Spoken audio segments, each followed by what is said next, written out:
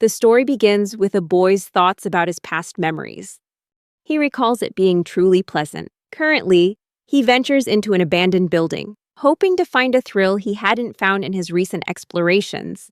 Disappointed by the lack of any supernatural phenomena, he leaves the desolate place, yearning for something more. He considers visiting a famously haunted spot after starting high school. But a sudden noise catches his attention. An argument between two girls. Peeking through a nearby window, he witnesses one girl relentlessly bullying another, criticizing her appearance and her voice, while accusing her of playing the victim. Disturbed by the severity of the situation, he feels uneasy.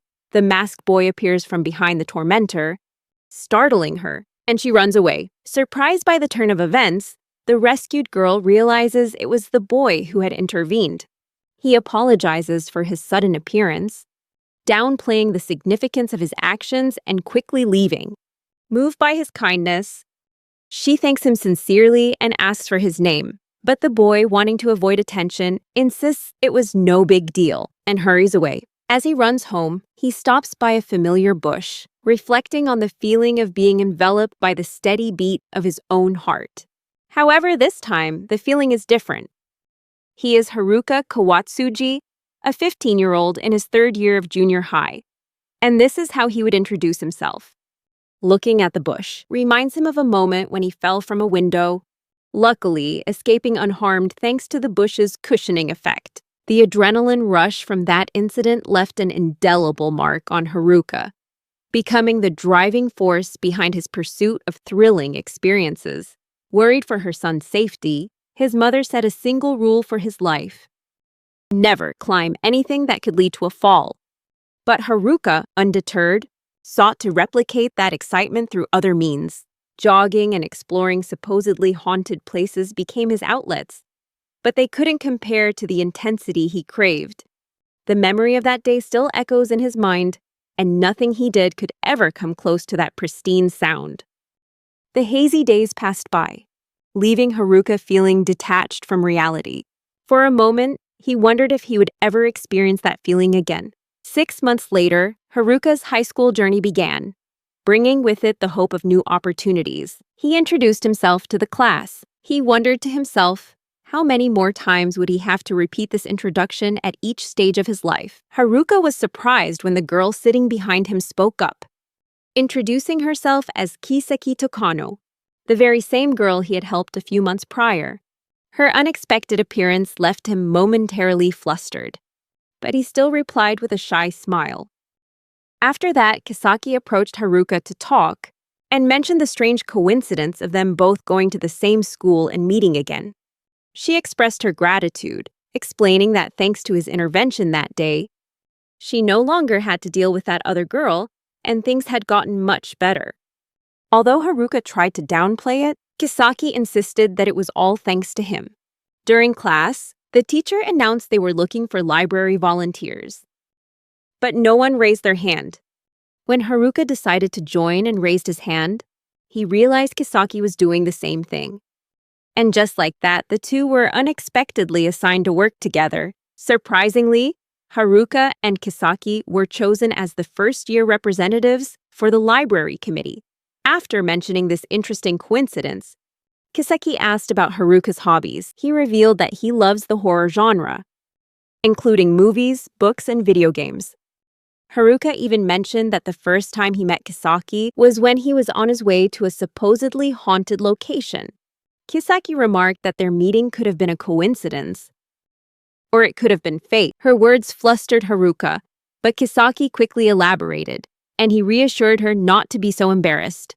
Back in the classroom, as Haruka was eating lunch, one of his friends expressed his envy, teasing that he was playing his cards right by being able to talk to the pretty girls in class.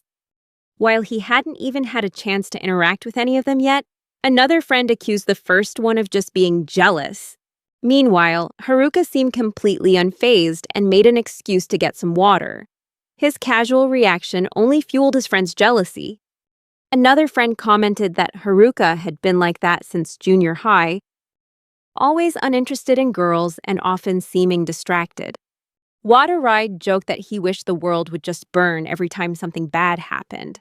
While getting water, Haruka thought about his friend's comment. He figured that any boy his age would be excited to talk to a beautiful girl like Kisaki. But he seemed to be quite indifferent. After school, at the bus stop, Haruka said goodbye to Kisaki as she boarded her bus. His red-haired friend remarked that the two of them going to the bus stop together was beyond just being friends. Haruka casually explained that he only did it because Kisaki had asked him to. Suddenly, another girl called out his name and asked if he had a moment. Haruka's friend was surprised to find out he even knew girls from other schools. He jokingly expressed his disappointment, saying he didn't raise Haruka to be like this. Haruka wittily replied, "I don't recall you raising me at all, Ryuji." Haruka recognized the girl and agreed to talk with her. They walked into a garden where the girl warned him to stay away from Kisaki. She explained that they had become friends in junior high and used to sit next to each other in class. At first, she didn't mind being friends with Kisaki. I even thought she was cute and kind. However, things quickly changed. Kisaki started to become obsessed with her. From finding out what shampoo she used and using the same kind, to waiting in front of her house every morning to walk to school together, Kisaki would also get jealous whenever Rinko talked to other friends, always wanting to be by her side and never leaving her sight. Finally, Rinko couldn't take it anymore and decided to confront Kisaki, which was the same day Haruka saw them. Surprisingly, Kisaki backed down. However, from that day on, Rinko had a bad feeling when she heard Kisaki was preparing to transfer schools. She suspected that Kisaki had switched her target to someone else. Haruka, remaining skeptical, asked for proof of what Rinko was saying about Kisaki. Without a moment's hesitation, Rinko showed him a series of messages and missed calls from Kisaki on her phone. And it didn't stop there. She was also ready to show Haruka photos that seemed to prove their relationship. Although the evidence seemed convincing, Haruka still found it hard to believe that Kisaki would go so far as to transfer schools just to get close to him. But Rinko, undeterred by his skepticism, firmly asserted Kisaki's capability. She went even further, warning Haruka that whenever Kisaki says something happened by chance, it's actually not by chance at all. This disturbing revelation sent a chill down Haruka's spine, prompting him to ask Rinko about her motive for sharing this information. In response, Rinko explained that she felt liberated from Kisaki thanks to Haruka, and to return the favor, she felt it was her responsibility to warn him about the dangers and manipulation he might face. With a final warning to stay away from Kisaki, she left, leaving Haruka to ponder the recent revelations. The next morning in class, Haruka decided to confront Kisaki. He walked over to her and suggested a private conversation outside, saying he had something important to tell her. The two of them left the classroom, standing face to face in the tense atmosphere. After a moment of silence, Haruka suddenly asked Kisaki if she wanted to go out with him. This unexpected proposal stunned Kisaki, and she initially hesitated, unsure how to react. However, Kisaki's demeanor shifted quickly, and she asked Haruka if he truly understood the gravity of what he was getting into. She warned that once she started, there would be no stopping. Haruka looked deep into Kisaki's eyes, the eyes that always made him feel a little strange, and a sudden clarity flashed in his mind. Despite the unsettling warnings and revelations, he realized that she might be the one who could make his heart race with that primal sound. Haruka thanked her, barely able to contain his excitement. Kisaki smiled back, and the light in her eyes shone brighter than ever before. The next morning, as Haruka was leaving his house, everything looked the same, but he could feel that things were no longer as they were. As he stepped out of the elevator, she was standing there, waiting for him. Kisaki greeted him warmly, and Haruka wondered to himself how she was here, considering he had never even told her his address. Reflecting on Kisaki's somewhat chaotic nature and the very sense of excitement he'd been searching for, Haruka asked her, "Isn't the school in the opposite direction from your house?" Kisaki replied that she had guessed when Haruka would be leaving, so she didn't have to wait too long. It had only taken her a single day to figure out his schedule. Haruka recalled something Rinko had once said about Kisaki, that she hadn't left since that day. Now, things were starting to make sense. Kisaki must have been following him since their very first meeting, silently nurturing her feelings for him. Haruka's thoughts were interrupted when Kisaki mentioned that the bus stop was in the opposite direction. Her eyes never left him as they both boarded the bus. Haruka was rather amused that she had managed to catch him so completely off guard. Eventually, he realized he was actually getting uncomfortable with her staring. Kisaki apologized, admitting that she was worried about whether or not they were truly a couple. Haruka, intrigued, asked why she wanted to start dating in the first place. Kisaki replied that before getting into this relationship, she wanted to make sure she was fully prepared. There was one thing she had to settle, which is why she couldn't have started dating him yesterday. Then, she said regretfully that she couldn't walk Haruka home after school because she had a few things to take care of. When Rinko finally got home, she found Kisaki waiting for her at the gate.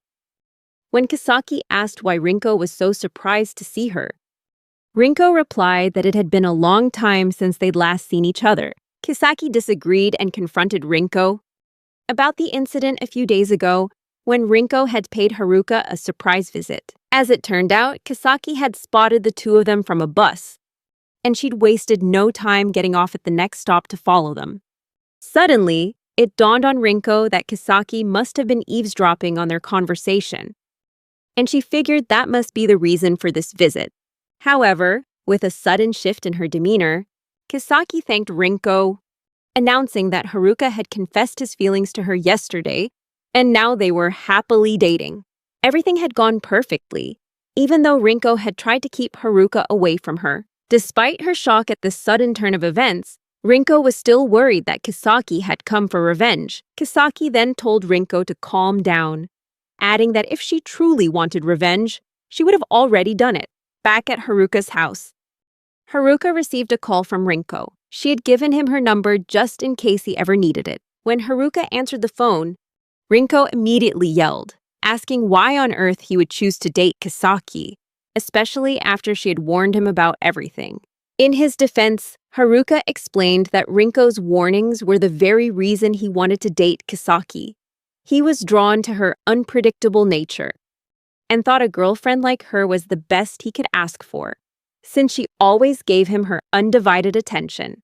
After a short conversation, Rinko suddenly hung up the phone with an empty expression. Haruka thought that Rinko seemed strange during the call because she was giving off some odd cues, such as the way she mentioned Kisaki and the questions that sounded like they were meant for someone else.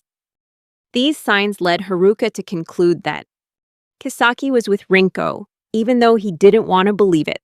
Realizing this, Haruka couldn't give the natural reaction Rinko was hoping for. Back at Rinko's house, Kisaki asked Rinko if she was satisfied with the current situation. She knew how Haruka felt, though she was a little surprised, and mentioned that Haruka knew she was eavesdropping. But she was happy that he had finally eased her worries. Rinko said that Haruka might have been lying about what he said, but Kisaki replied that she didn't care about that, because she believed it was real enough for her. Even if only for a short time, she was satisfied with being Haruka's first priority. She was simply content with that, even though Rinko didn't understand anything about their relationship. Kisaki felt lucky and grateful that their respective quirks seemed to complement each other, and that they had found one another. Afterward, Kisaki suggested to Rinko that they should spend more time together, since she was the only friend Kisaki could talk to about Haruka, now that they were officially dating. And just like that, everything was decided, with nothing holding them back anymore. The next day at school, Kisaki asked Haruka if she could come over to his house after class, because she wanted their first date to be somewhere special. Both of them were thinking about yesterday's phone call. Haruka was a little surprised to hear that, but he eventually agreed. After school, they walked home together, the air around them filled with the excitement of their first official date. Haruka, though a bit surprised, still found it exciting and agreed, and the two of them then headed to his house together. They were greeted by Haruka's mother when they entered the house. At first, it seemed like she had no idea that her son had brought a friend home. Haruka was surprised to see his mother not only happy to see Kisaki, but also welcoming her, as if they were old friends reuniting. It was then revealed Kisaki and Yumi-san already knew each other. 6 months ago, Kisaki had rushed to help her after a bicycle accident. Yumi said that she found Kisaki to be very reliable and kind whenever they happened to meet. Their chance encounters had continued to occur. And Haruka couldn't help but be surprised to see Kisaki smiling warmly, as if she were acknowledging that those meetings were just coincidences. Kisaki's place in Haruka's family was further solidified by her pleasant personality and genuine kindness, which had endeared her to Yumi. Haruka began to realize that Kisaki had orchestrated these seemingly chance encounters, including getting to know his parents. This realization made Haruka feel as though he'd been caught in an intricate web that Kisaki had woven, a sudden feeling that sent a shiver down his spine. Haruka started to worry that Kisaki might have some kind of influence over his mother when his mother asked about their relationship, hoping they were just friends. Haruka shyly corrected her, revealing that they were, in fact, dating. Haruka's mother had thought they were simply friends. Haruka felt embarrassed, seeing his mother express genuine joy about their relationship, and even advised him to treat Kisaki with respect. After a while, Kisaki was exploring Haruka's room with a happy smile on her face. Haruka began to wonder if his room was really that interesting. She said she could only come in today because she didn't have a chance before. On the other hand, a wave of suspicion began to wash over Haruka as he realized he could use the opportunity his mother gave him, fetching snacks, to slip away for a moment. This would give him the freedom to check if Kisaki was secretly up to something. After returning with the snacks, he cautiously approached his room and gently opened the door. However, as he pushed the door open, Haruka caught Kisaki in a situation that looked like she was doing something wrong. Haruka immediately confronted Kisaki about her actions. Kisaki quickly apologized, explaining that she'd been unintentionally stroking and smelling his bed, which left him feeling very confused. She went on to explain that she got lost in thought and accidentally buried her face in his bed. He admitted he felt bewildered and didn't know what to do, as this was the first time he'd ever brought a girlfriend home. And now, she was in this situation.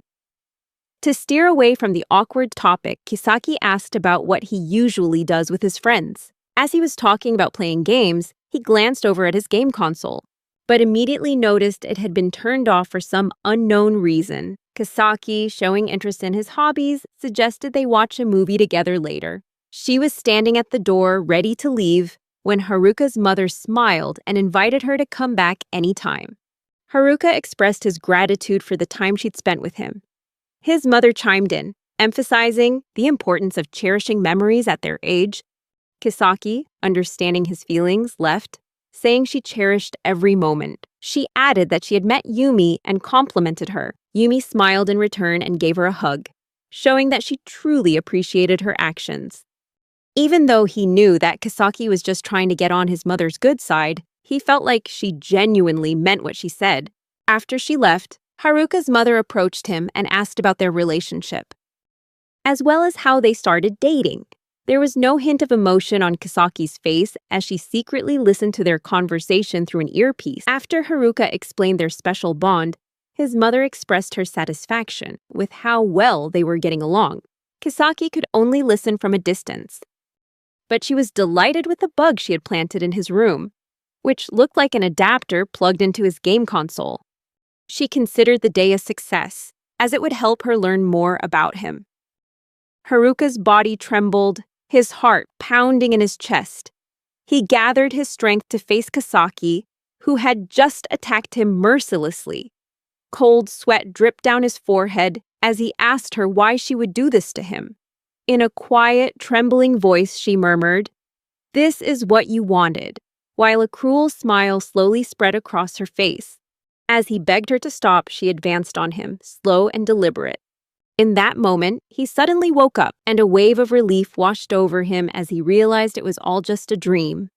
What was that feeling, he thought. A warm greeting came from Kisaki, who was standing right by his desk, in class. She came closer and asked if they could have lunch together. Haruka couldn't help but notice how calm and composed she was. Thinking about what she had done that morning and her explanation, Kisaki said she hadn't meant to scare him, but simply wanted to watch him while he slept. He recalled the cunning method she'd used to get into his room. She had come over early in the morning and pretended they were doing morning exercises for a sports competition, and his mother had let her into his room without any trouble. He was horrified by his mother's carelessness.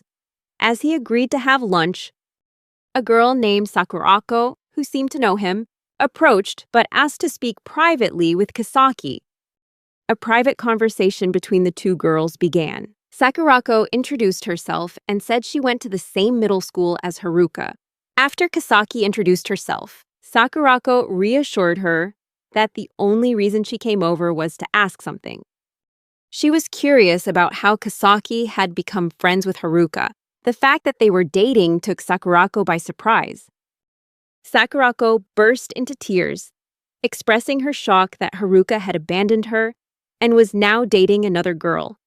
Her sudden emotional reaction made Kisaki curious, and she asked why it was so hard to believe. Sakurako revealed that ever since she was in kindergarten, she had always been the center of everyone's attention, not just because the boys wanted her, but also because the girls wanted to be her. She recounted how in middle school, she made it her goal to make Haruka fall for her, to get her pride back. Haruka's lack of interest in her was a humiliation, and she was determined to make him confess his feelings for her. Kisaki cut her off, saying that Sakurako had developed feelings for him, but his actions made her realize that she wanted a man like him for herself. She could hardly believe that Haruka, who was often seen as slow when it came to love, could fall for a girl like that. Ever since Haruka started high school, the fact they addressed each other by their last names, which Sakurako saw as a lack of intimacy, was one of the reasons she doubted the authenticity of their relationship. In response, Kisaki said that Haruka had made it clear they were dating. Sakurako continued to ask if they had kissed, hugged, or even given each other gifts. Sakurako questioned the legitimacy of their relationship. Due to Kisaki's lack of response, she argued that Haruka had been very kind to her in the past, even giving her a hair tie as a gift. News of this revelation took Kisaki by complete surprise, and Sakurako tried to provoke jealousy in her by emphasizing the close bond she and Haruka had, and thus achieved her goal. Sakurako proudly declared that Haruka had given her a hair tie as a graduation gift. Kisaki just let out a soft laugh, a reaction that infuriated Sakurako, who then demanded to know what Kisaki found so funny. Kisaki smiled and said she was impressed by all of Sakurako's grandstanding, suggesting she was simply surprised by the dramatic story and exaggerated claims she was making. Kisaki revealed that it was Sakurako who had forced Haruka to buy that hair tie as a graduation memento, which was nothing like receiving a heartfelt gift. Sakurako was shocked to learn that Kisaki knew about this, and Kisaki reminded her that they were on a first-name basis. Haruka had a habit of refusing gifts he didn't truly care for. Sakurako couldn't understand how Kisaki knew so much about Haruka, since they had only met recently. In response, Kisaki calmly replied that she had been watching him the entire time. She expressed her disbelief in the honesty and innocence that Sakurako claimed Haruka possessed. Kisaki didn't believe Sakurako when she said their relationship was like a close friendship. Kisaki wanted to understand Haruka better, to get to know him on a more personal level, and she didn't want to force her own thoughts or preferences on him. She clarified that her only goal was to become the most important person to him, and she was prepared to do whatever it took to achieve that. She then left, saying that threats wouldn't work on her. As Haruka was chatting with his classmates, he received a call from Sakurako. She called his girlfriend completely insane, saying that she knew where he was and might have been eavesdropping on his conversations or was stalking him. Haruka calmly replied that he wouldn't be surprised if Kisaki knew what he was up to, which shocked Sakurako, who asked if he was serious. Haruka explained that they both knew Kisaki was capable of crazy things when they started dating, but they left it unsaid.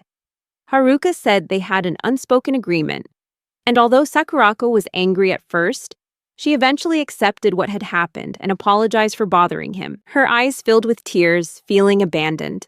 When Haruka saw Kasaki walking through the school hallway, she stopped and asked him if he hadn't eaten yet. Haruka sarcastically replied that he was just about to get something and had thought about not waiting for her. She asked him if he had any special requests for her. He thought that he wanted her to keep doing surprising things for him like she did in the morning. But the experience would be different if someone had to ask for those kinds of surprises. He figured the most important thing was that she did those things of her own free will. He replied that she didn't need to change a thing, that she was fine just the way she was. Some of the guys were complimenting Kasaki, saying that her face was glowing and that she was even cuter than before. That's the face of a girl in love, according to Terry, who suggested that a woman shows a certain warmth from having found someone special. Ryuji asked Haruka if he had noticed anything special, and Haruka replied that they had started dating. Ryuji's question reminded him of the old days, when Haruka never showed interest in anyone. The whole group was surprised and asked what had happened to him. Haruka said that he and Kasaki just clicked. Watarai remarked that there is a single force that can destroy all of a person's principles and habits, and that is fate. Hearing this, Haruka smiled and recalled Kasaki's words, then murmured, a lie that became the truth, leaving his friends confused. They shared their thoughts on how he's changed. And Ryuji commented that this would be an interesting topic for their after-school chat, since he was meeting up with his friends from middle school. Watarai barely remembered anyone, but agreed to go when he heard a girl had organized it. Meanwhile, in the library, Haruka was working at his desk, while Kasaki was struggling to return some books. Haruka came over to help her, and she felt guilty for making him do his job. However, he reassured her, saying that they should help each other out.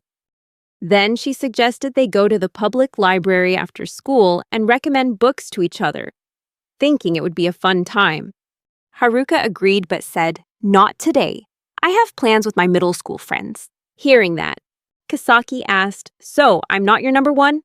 Haruka thought about how meeting her had changed him, then replied that she meant a lot to him, but he also wanted to cherish the other parts of his life. Kasaki's expression changed, and she said, you're just choosing them over me. He should only be thinking about her, wondering if it was so hard, especially since he had accepted her for who she was. She left, sarcastically apologizing that his friends were more important.